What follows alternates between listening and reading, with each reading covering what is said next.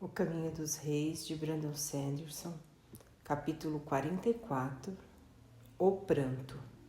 5 anos atrás. Kaledin odiava o pranto. Ele marcava o final de um ano velho e a chegada do novo. 4 semanas cheias de chuva em uma cascata incessante de gotas pesadas. Nunca furiosa, nunca intensa como uma grande tormenta. Lenta, constante, como o sangue de um ano moribundo que estava dando seus últimos passos incertos rumo à pira. Enquanto outras estações chegavam e partiam de modo imprevisível, o pranto nunca deixava de voltar na mesma época do ano, infelizmente. Kaledin estava deitado no teto inclinado da sua casa em Larpetra. Tinha um pequeno balde de piche ao seu lado, coberto por um pedaço de madeira.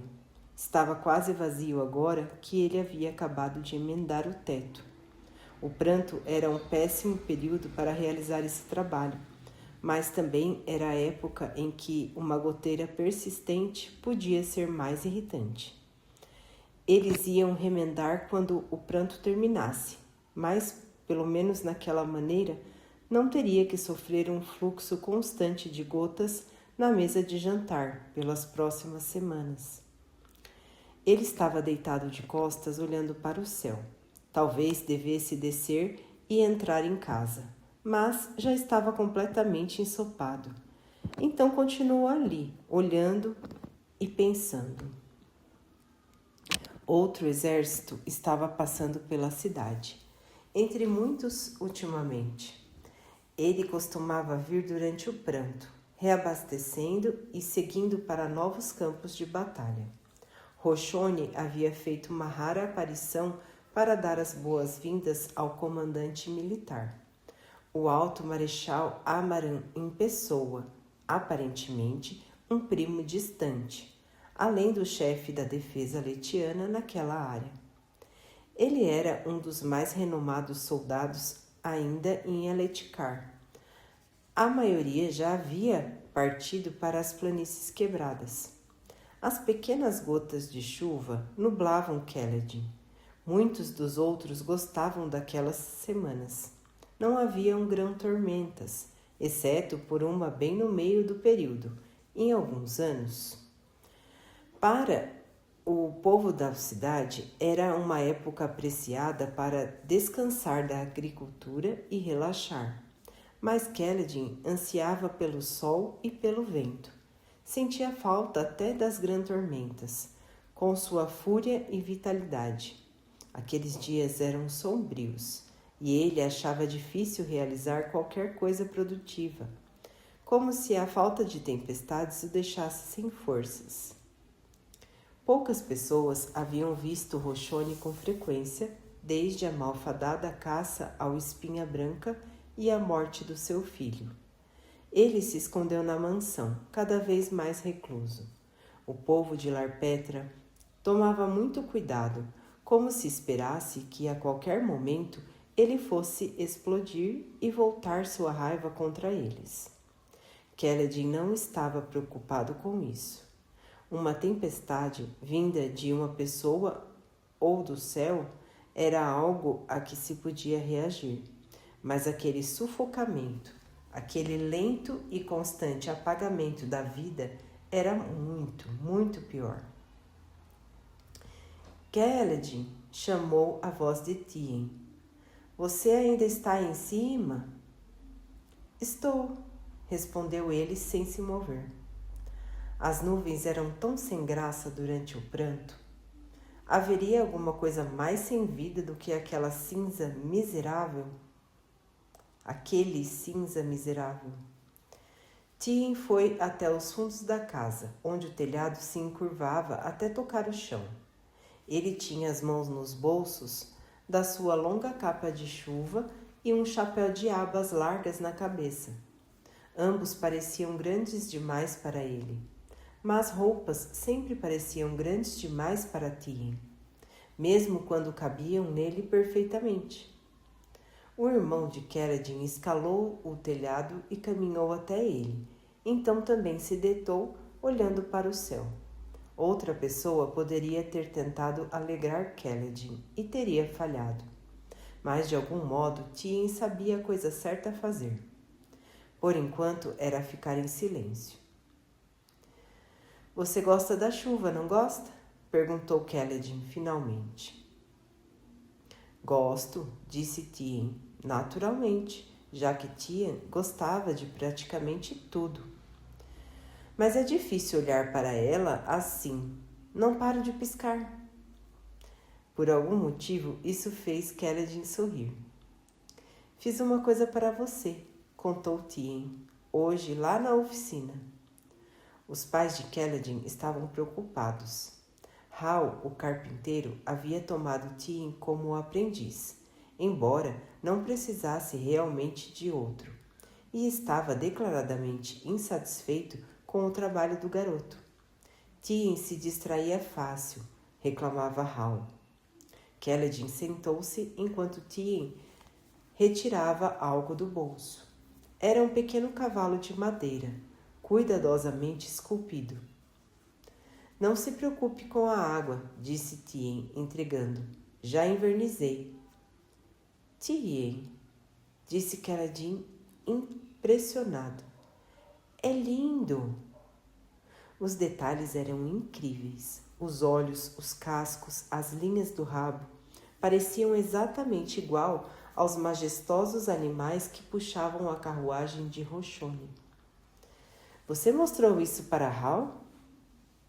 Ele disse que estava bom. Tien sorriu por baixo do seu chapéu enorme, mas disse que eu deveria estar fazendo uma cadeira em vez disso. Ele meio que ficou bravo. Mas como? Quero dizer, Tien, ele tem que ver que isso é incrível. Ah, não sei se é tudo isso, protestou Tien, ainda sorrindo. É só um cavalo. Mestre Hal gosta de coisas que você pode usar, coisas para se sentar, coisas para pendurar roupas, mas acho que posso fazer uma boa cadeira amanhã, algo que o deixará orgulhoso. Kaladin olhou para seu irmão, com seu rosto inocente e natureza amigável. Ele não havia perdido esses traços, embora agora estivesse na adolescência. Como é que você sempre conseguiu sorrir? Pensou Kaladin. O clima está horrível. Seu mestre trata você como creme e a sua família está sendo lentamente estrangulada pelo senhor da cidade. E ainda assim você sorri. Como, Tien? E por que você consegue me fazer sorrir também? O pai gastou outra das esferas, Tien, disse Kaladin impulsivamente. Toda vez que seu pai era forçado a fazer isso, ele parecia ficar um pouco mais pálido, mais encurvado. As esferas estavam escuras ultimamente, sem luz. Não era possível infundir esferas durante o pranto. Todas elas, em dado momento, se esgotavam. Ainda há bastante, disse Tien. Roshoni está tentando nos cansar, disse Kaladin. Pouco a pouco, ele quer nos sufocar. Não é tão ruim quanto parece, Kaladin, respondeu seu irmão, esticando a mão para tocar seu braço. As coisas nunca são tão ruins quanto parecem. Você vai ver. Muitas objeções surgiram na sua mente, mas o sorriso de Tien baniu todas elas. Ali no meio da pior parte do ano, Kaladin sentiu-se por um momento como se houvesse vislumbrado a luz do sol. Ele podia jurar que as coisas ao redor pareceram se tornar mais brilhantes, a tempestade ficando um pouco menos escura, o céu clareando. A mãe deles deu uma volta até os fundos da casa. Ela olhou para os dois como se achasse graça no fato de estarem sentados no telhado na chuva. Ela subiu na parte mais baixa. Um pequeno grupo de áspiros estava agarrado na pedra ali. As pequenas criaturas de duas conchas proliferavam durante o pranto. Eles pareciam surgir do nada, como os seus primos, os minúsculos caramujos espalhados por toda a pedra. Sobre o que vocês dois estão falando? Perguntou ela, caminhando até eles e sentando-se também. Ezina raramente agia como as outras mães na cidade.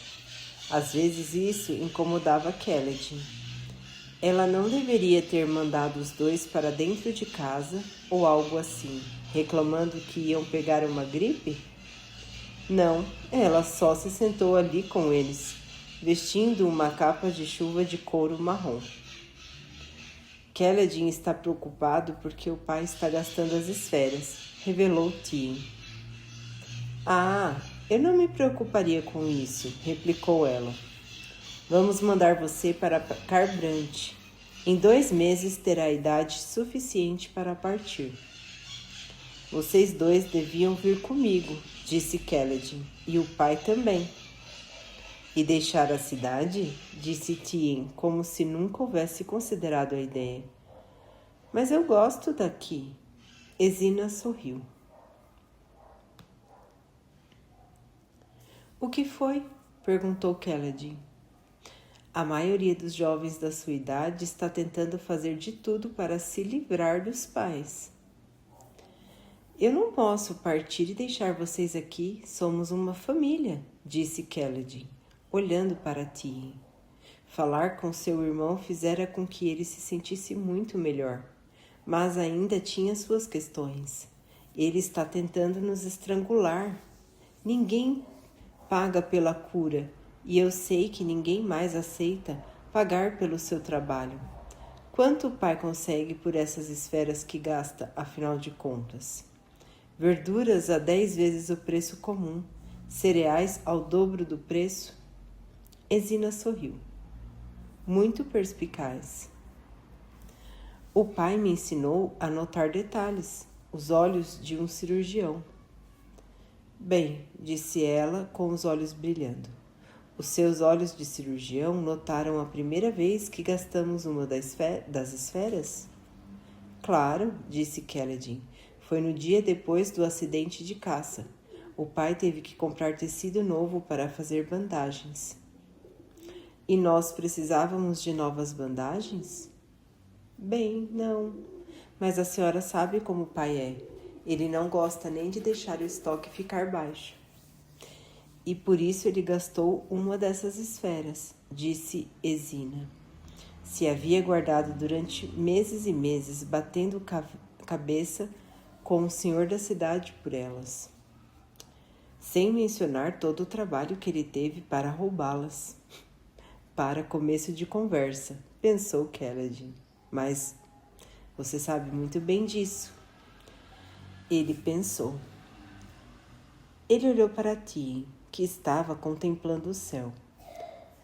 Até onde Kaledin sabia, seu irmão ainda não havia descoberto a verdade. Então seu pai resistiu tanto tempo só para finalmente fraquejar e gastar uma esfera em algumas bandagens de que não precisaríamos por vários meses. Ela tinha razão, porque seu pai havia subitamente decidido. Ele está deixando o Roshoni pensar que está vencendo, disse Kaledin, surpreso, olhando-a de volta. Ezina deu um sorriso malandro. Roshoni teria encontrado uma maneira de se vingar em algum momento. Não teria sido fácil. O seu pai tem uma posição alta como cidadão e tem o direito a um inquérito. Ele salvou a vida de Roshoni, e muitos poderiam testemunhar a severidade dos ferimentos de Hilir. Mas Roshoni teria encontrado uma maneira, a menos que achasse que estávamos derrotados.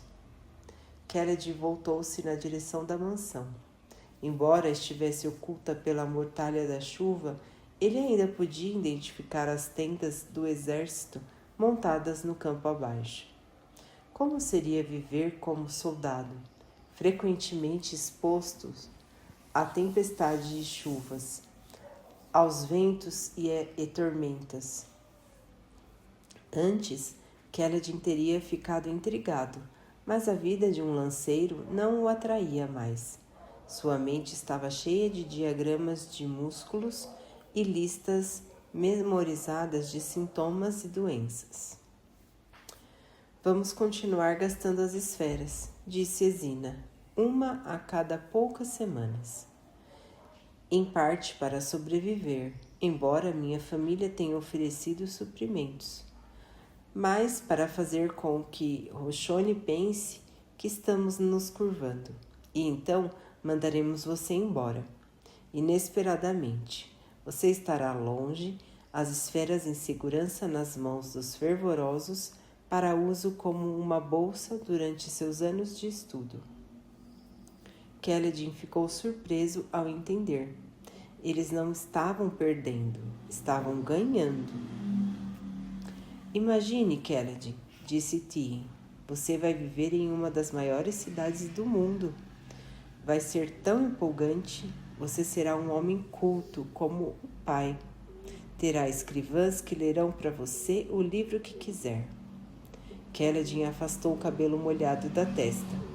Tien fazia com que a coisa toda parecesse muito mais grandiosa do que ele andara pensando. Mas, claro, Tien podia fazer uma poça cheia de crença soar grandiosa. Isso é verdade, disse sua mãe, ainda olhando para cima. Você poderia aprender matemática, história, política, estratégia, ciência. Esses não são assuntos de mulheres? Disse Kaledin, franzindo o senho. Mulheres olhos claros os estudam, mas também há homens eruditos, embora em número menor. Tudo isso para me tornar um cirurgião?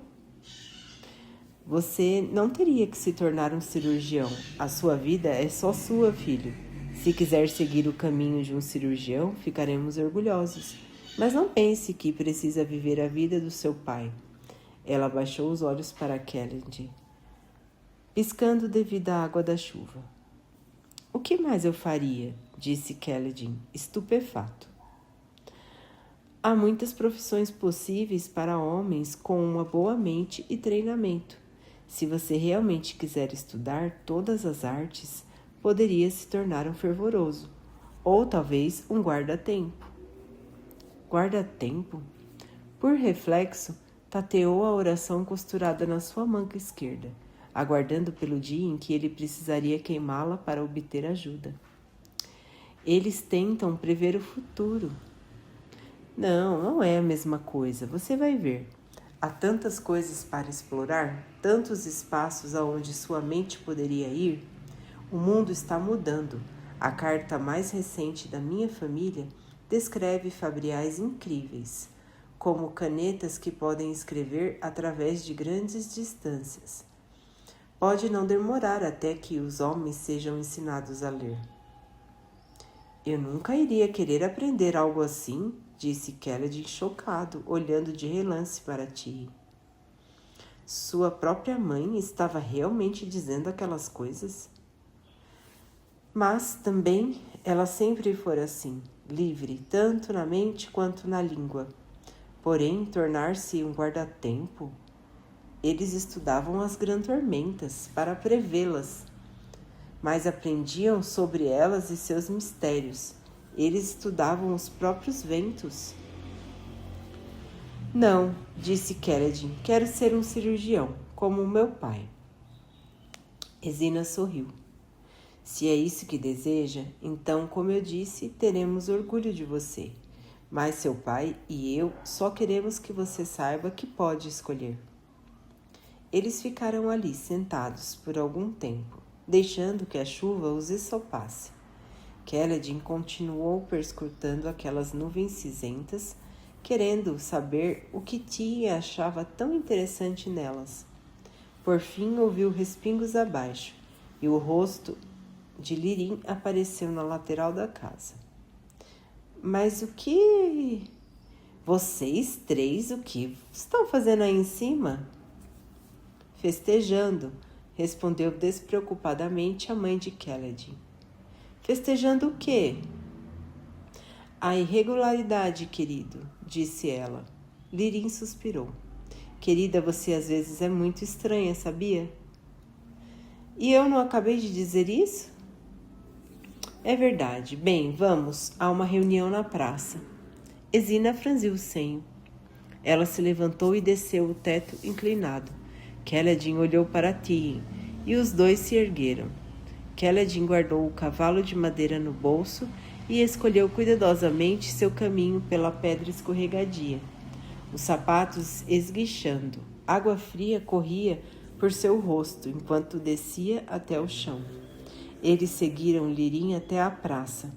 O pai de Keledin parecia preocupado, caminhando com a postura curvada que havia adotado ultimamente. Talvez fosse uma afetação para enganar Roshone, mas Keledin suspeitava que havia alguma verdade nela. Seu pai não gostava de entregar aquelas esferas, mesmo que fosse parte de um truque. Parecia demais que estava desistindo. Mais à frente, uma multidão estava se aglomerando na praça da cidade, todos segurando guarda-chuvas ou vestindo capas. — O que é isso, Lirim? Indagou Ezina, parecendo ansiosa. — Roshone vai aparecer, explicou Lirim. Ele pediu ao Aber que reunisse todo mundo. Reunião da cidade inteira. — Na chuva? Perguntou Keledin. Ele não podia ter esperado pelo dia de luz? Lirim não respondeu. A família caminhou em silêncio. Até Tien ficou sério.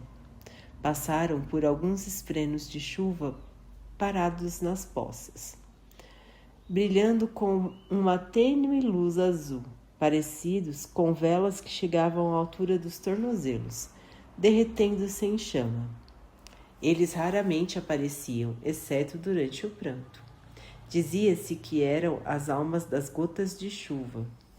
Hastes azuis brilhantes que pareciam derreter, mas nunca diminuíam de tamanho, com um único olho azul no topo. A maioria das pessoas da cidade já estava reunida, fofocando na chuva, quando a família de Keledin chegou. Jost e Neget estavam presentes, mas nenhum dos dois acenou para Keledin. Já não eram mais amigos havia anos. Keledin estremeceu. Seus pais chamaram aquela cidade de lar, e seu pai se recusava a ir embora, mas ela parecia cada vez menos um lar. Logo irei embora, ele pensou, ansioso para sair de Larpetra e deixar aquela gente pequena para trás. Ir para um lugar onde os olhos claros fossem homens e mulheres de honra e beleza, dignos de alta posição, dada a eles pelo Todo-Poderoso. A carruagem de Roshone se aproximou. Ela havia perdido muito do seu brilho durante seus anos em Larpetra. A tinta dourada descascando, a madeira escura lascada pelo cascalho da estrada. Quando a carruagem entrou na praça, Waber e seus rapazes finalmente ergueram um pequeno toldo. A chuva havia ficado mais forte e gotas atingiam o pano com um som oco de percussão. O ar tinha um odor diferente, com todas aquelas pessoas presentes. Lá no telhado estava fresco e límpido, agora parecia abafado e úmido. A porta da carruagem se abriu. Roshone havia ganhado mais peso e suas roupas de olhos claros fora ajustada para comportar o aumento de sua barriga. Ele usava uma perna de madeira no toco direito, escondida pela barra da calça. Desceu com um passo duro da carruagem e rapidamente se enfiou debaixo do toldo resmungando.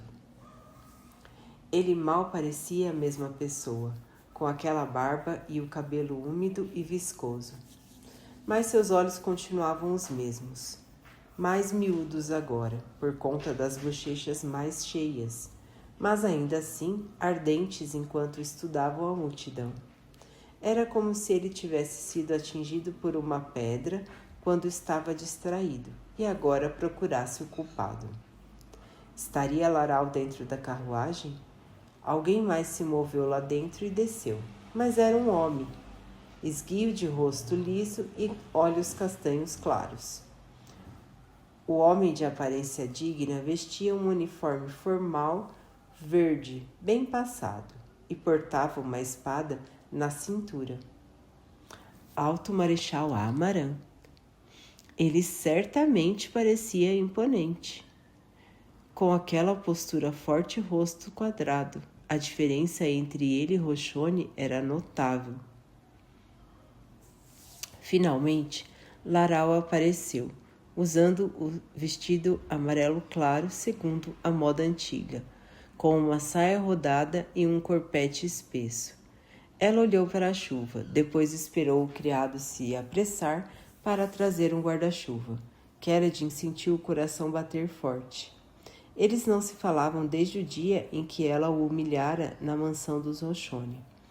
E ainda assim ela estava linda. Ao passar pela puberdade, havia se tornado cada vez mais bela. Alguns poderiam achar que o cabelo escuro salpicado de fios louros era pouco atraente, devido à sua indicação de miscigenação, mas Kaledin achava encantador. Ao lado de Kaledin, seu pai ficou tenso e praguejou em voz baixa. — O que foi? Perguntou Tien, do lado de Kaledin, se esticando para ver. — Laral, respondeu a mãe de Kaledin, está usando uma oração de noiva na manga. Kaledin se espantou, vendo o pano branco com o par de glifos azul costurado na manga de seu vestido. Ela o queimaria quando o noivado fosse anunciado formalmente. — Mas quem? Relir está morto. — Ouvi rumores sobre isso, disse o pai de Kaledin. Parece que Rochone não estava disposto a abrir mão das conexões oferecidas por ela. — Ele? Indagou Kaledin abalado. O próprio Rochone ia se casar com ela. Outros na multidão haviam começado a sussurrar quando notaram a oração. Olhos claros se casam com mulheres muito mais jovens o tempo todo, comentou a mãe de Kaledin. Para eles, casamentos frequentemente servem para garantir a lealdade da casa. Ele? Perguntou Kaledin novamente, incrédulo, dando um passo à frente.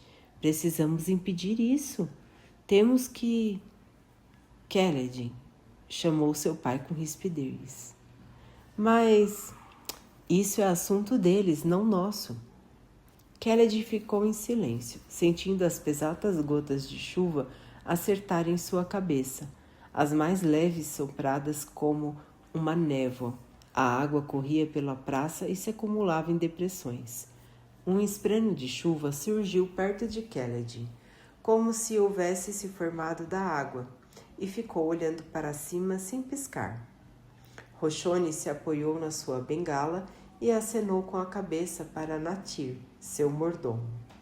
O homem estava acompanhado pela esposa, uma mulher de aparência severa que se chamava Aláxia. Natir bateu as mãos magras para silenciar a multidão, e logo o único som era o da chuva suave. Luminobre Amaran, declarou Rochone, indicando homens claros, uniformizado. É o alto marechal interíneo do nosso principado. Ele está no comando da defesa de nossas fronteiras, enquanto o rei e o luminobre Sadias estão fora. Kaledin assentiu. Todos conheciam Amaran.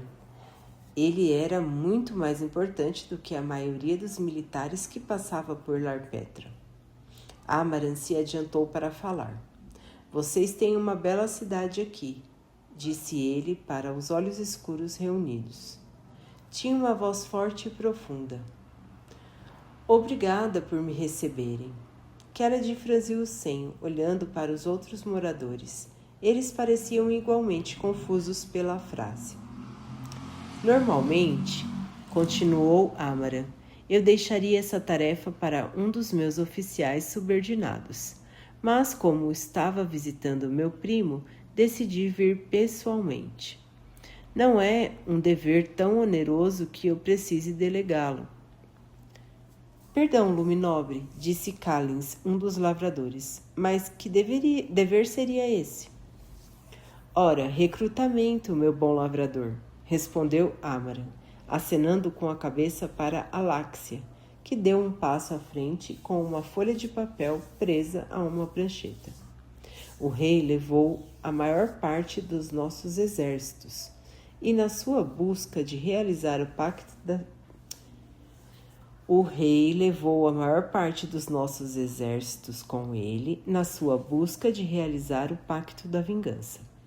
Minhas forças estão com um número insuficiente de soldados, e é necessário recrutar jovens de cada vila ou cidade por onde passamos. Faço isso com voluntários sempre que possível. Os moradores da cidade ficaram imóveis. Alguns meninos costumavam falar de fugir para o exército, mas poucos realmente o faziam. O dever de Larpetra era fornecer comida. Minhas batalhas não são tão gloriosas quanto a guerra pela vingança, disse Amaran, mas é nosso dever sagrado defender nossas terras. Essa excursão vai durar 4 anos e, ao completarem seu dever, vocês receberão um bônus de guerra igual a 1/10 dos seus soldos totais. Então, podem retornar ou se alistar para novas missões. Caso se destaquem por bravura, subirão a um posto elevado, e isso pode significar o aumento de 1 nã para vocês e seus filhos.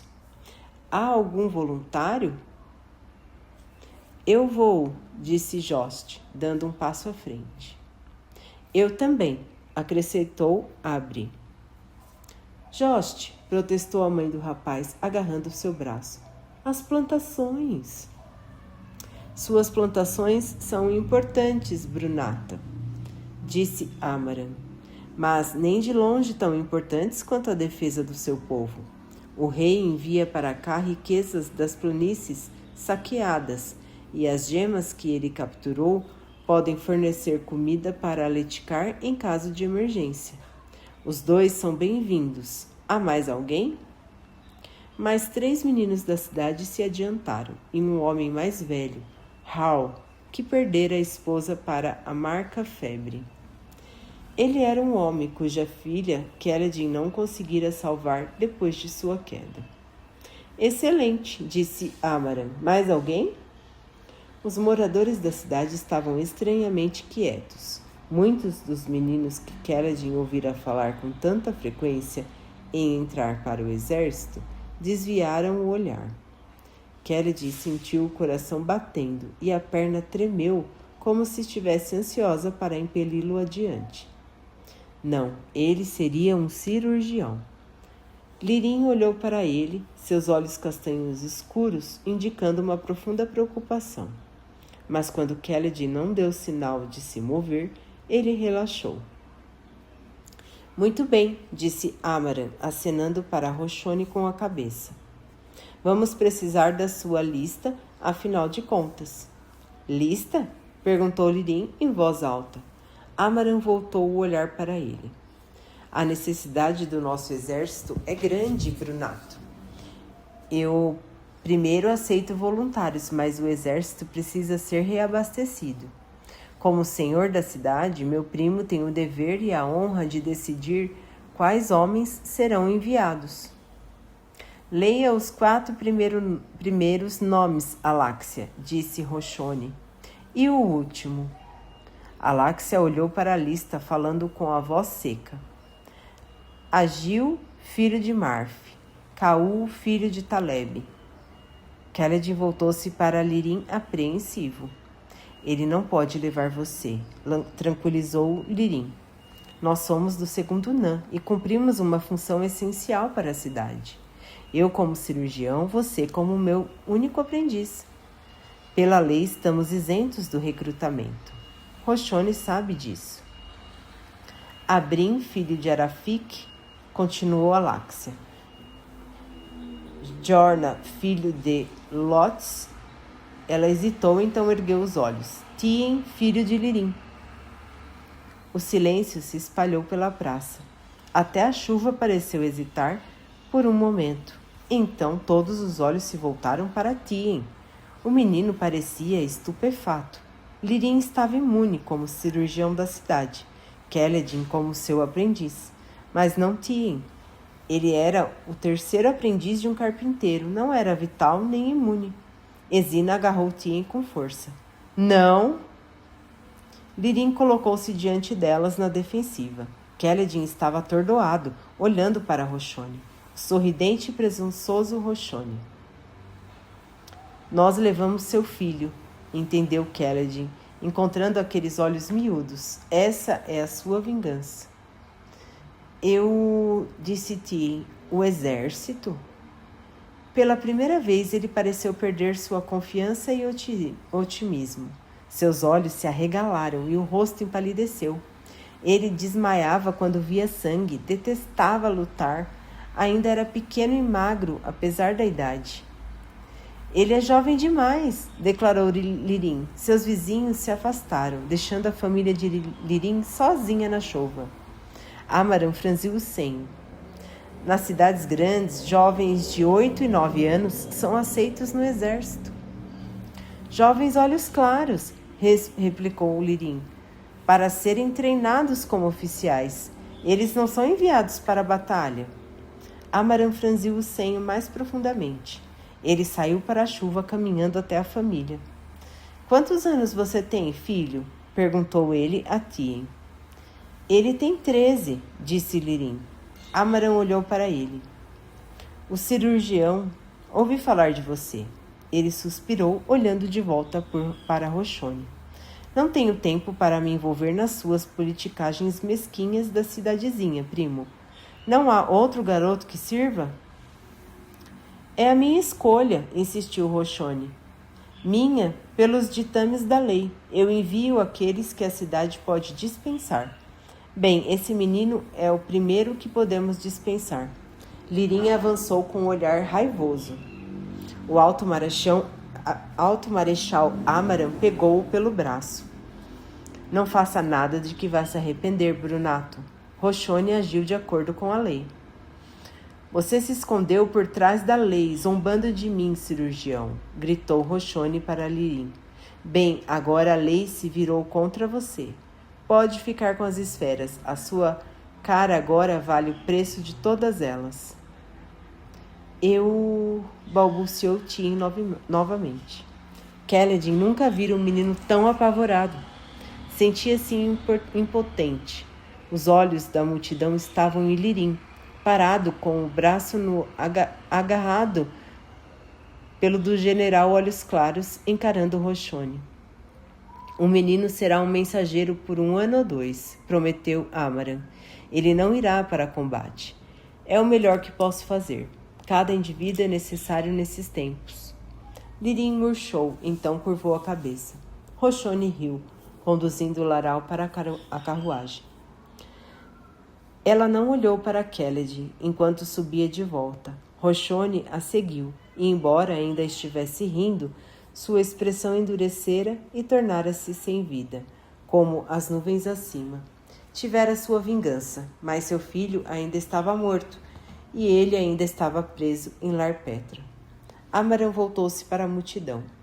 Os recrutas podem trazer 2 mudas de roupa e até 19 quilos de outras posses. Elas serão pesadas. Apresente-se ao exército em 2 horas e procurem o sargento Rav. Então ele se virou e seguiu Roshoni. Tien o acompanhou com o olhar, pálido como um edifício caiado de branco. Kaledin podia ver seu terror por deixar sua família. Seu irmão, aquele que sempre o fazia sorrir quando chovia. Era fisicamente doloroso para Kaledin vê-lo tão assustado. Não estava certo. Tien devia sorrir. Era o jeito dele. Sentiu o cavalo de madeira no seu bolso. Tien sempre trazia alívio quando ele sofria. Subitamente, ocorreu-lhe que havia algo que podia fazer como compensação. Está na hora de parar de se esconder na sala enquanto outra pessoa levanta o globo de luz, pensou Kaledin. Está na hora de ser um homem. Luminobre Amaran! Gritou Kaledin.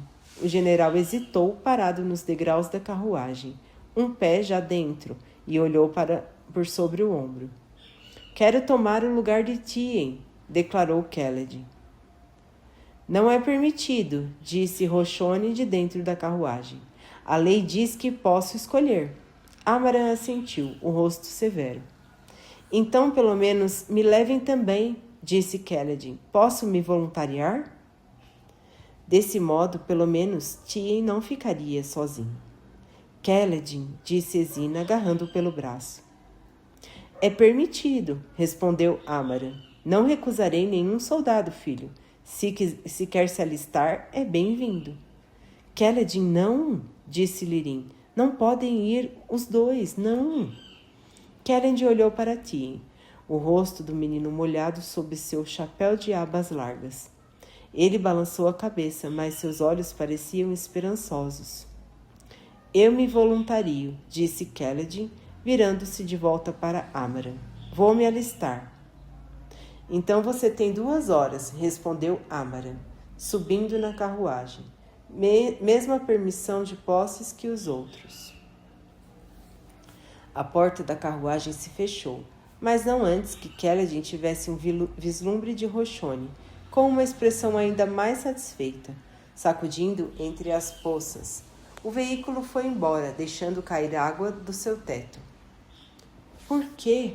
Lirim voltou-se para Keledim, a voz áspera.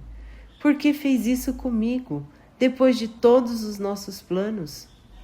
Keledim voltou-se para Tien.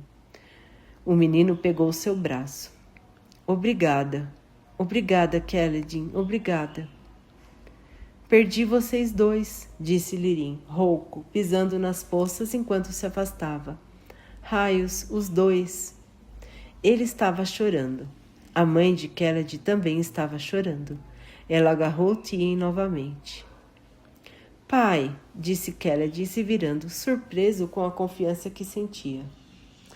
Lirim fez uma pausa, parado na chuva, um pé em uma poça onde esprenos de chuva se aglomeravam. Os esprenos se afastaram dele lentamente, como lesmas verticais. Em 4 anos, eu o trarei de volta para casa em segurança, disse Keledim. Prometo pelas tormentas e pelo 10º nome do Todo-Poderoso. Eu trarei Tien de volta. Eu prometo.